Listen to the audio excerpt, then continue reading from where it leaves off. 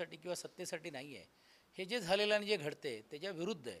त्यासाठी जर कोण पुढे येत असेल आणि विशेषतः मराठी माणसासाठी असेल तर आम्ही तुम्हाला तुम्हाला वाटतं का हे दोन ठाकरे एकत्र स्वाभाविक आहे ना. प्रत्येक शिवसैनिकाला वाटत असेल किंवा दोन कुटुंबातले दोन भाव एकत्र न येणे असं कोणाला कधीच वाटत नाही. पण दोन भावापुरता हा मर्यादित विषय राहिलेला नाही आहे.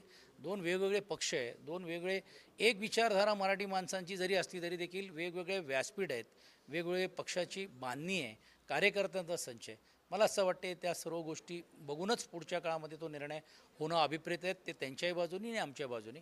पण याबाबतीत पक्षप्रमुखांनी सुस्पष्ट सांगितलेलं आहे की शिवरायांच्या समोर तुम्ही येऊन ही तरी आम्हाला साक्षी द्या की तुम्ही परत मराठी माणसांच्या हितासाठी बोलाल आणि मग लोकसभेला एक भूमिका, विधानसभेला एक भूमिका आणि महानगरपालिकेला या जेवायला या असं व्हायला नको.